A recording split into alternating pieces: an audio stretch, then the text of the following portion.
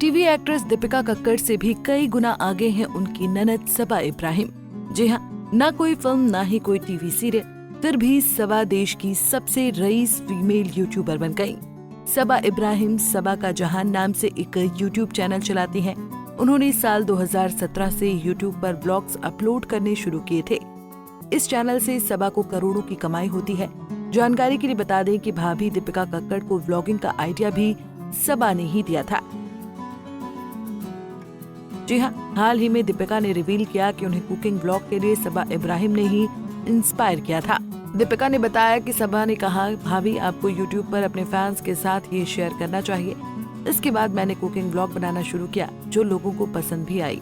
दीपिका अपने इन्हीं cooking vlogging के जरिए करोड़ों रुपए कमा रही हैं। शायद इसीलिए वो एक्टिंग लाइन में वापसी नहीं कर रही।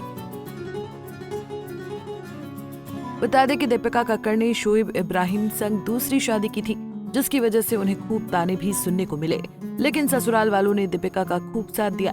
दीपिका ने नयन रक्षित को दिए इंटरव्यू में कहा था कि उन्हें प्यार के साथ साथ लोगों की खूब नफरत मिली। कुछ लोगों को दिक्कत है कि मैं और मेरा परिवार इतनी खुशी से कैसे रह सकता है। दीपिका ने कहा कि हम बहुत उतार चढ़ाव से गुजरे हैं।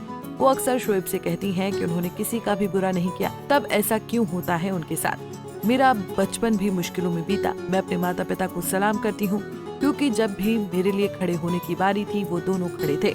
उस वक्त उन दोनों ने अपनी सारी रंजिशें मनमुटाव खत्म कर लिया था। वो दोनों मेरे लिए खड़े थे। मेरी शादी में दोनों आए थे। जब मैं अपना पहला शो शूट कर रही थी, लाइफ के मुश्किल समय में थी, तो वो दोनों साथ थे। जबकि उनके रिश्ते ठीक नहीं थे। मैं अपने पापा से भी उतनी बात करती हूँ और मम्मी से भी। वो आज अलग अलग हैं लेकिन खुश हैं।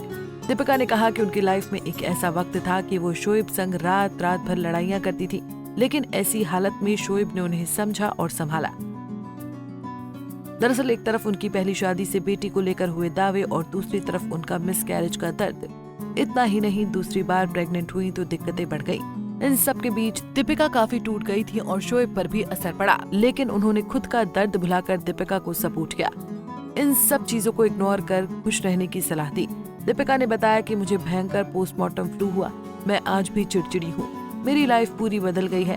मैं कुछ भी करती रहूं, लेकिन एक तरफ दिमाग रूहान की तरफ होता है कि वो ठीक तो है या नहीं। शोएब उस वक्त झलक कर रहे थे और वो मेरा बहुत बुरा फेज था। मेरे उस वक्त बहुत मूड स्विंग्स हुआ करते थे। मैं बैठी रहती थी, रोती रहती थी। मैंने शोएब को रिहर्सल्स के बाद रात में जगा कर लड़ाइयाँ की हैं कि उन्हें सोफे पर आकर बैठना पड़ता था। दीपिका ने बताया कि जब उनका पहले पति से तलाक हुआ तो शोएब संग उनकी अच्छी दोस्ती हो गई थी। शोएब उनके खुश रहने और अपनी खुशी के लिए चीजें करने के लिए कहते थे। उन्होंने बताया कि एक्टर की मम्मी भी जब कोर्ट की सुनवाई होती थी तो मेरा सहारा बनती थी। अगर हमारे परिवार में कुछ चीजें फेक हो रही हैं तो वो कितने समय तक हो सकती हैं। सब एक घर में खुश है। सास को पता है कि बहू को क्या खाना है। बहू काम करे तो लोगों को दिक्कत है, ना करे तो दिक्कत है। देखो सास काम करा रही है, लोगों का क्या है, उनको हर तरफ से दिक्कत ही खोजनी है। मुझे बुरा लगता है कि एक के बाद एक चीजों पर लोग ट्रोल करते हैं। मेरी और शोएब की शादी मोहदा में हुई थी। शोएब के साइड के सभी लोग थे, लेकिन हम लड़की वाले थे। मगर फिर भी मेरे पेरेंट्स ने शादी में एक भी काम नहीं किया, एक भी तैयारी नहीं की। फिर भी हमें इस चीज का एहसास नहीं करवाया गया। मैं इसकी तारीफ करती हूँ, क्योंकि ये सही मायने में समानता है कि हमारी बहू के माँ बाप इस जगह से नहीं है, तो हम उनको तैयारी करने के लिए कैसे कह सकते हैं। बेस्ट रूम उनके लिए खाली किया गया। मामू के घर में एक कमरा खाली करवाया जाता है कि पापा कहीं और नहीं रहेंगे, क्योंकि उन्हें मम्मी पापा के रिश्ते के बारे में पता है। बता दें कि दीपिका कक्कड़ खुद से पहले अपने परिवार को अहमियत देती हैं।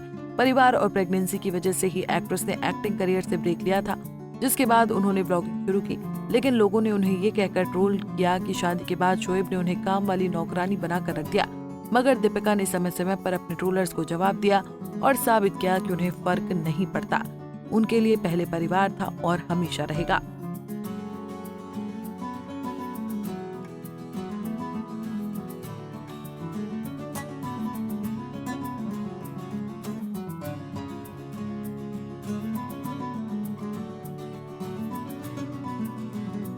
ऐसे ही और वीडियोस के लिए आप नारी के पेज को YouTube पर सब्सक्राइब, फेसबुक पर लाइक और इंस्टा पर फॉलो करना ना भूलें।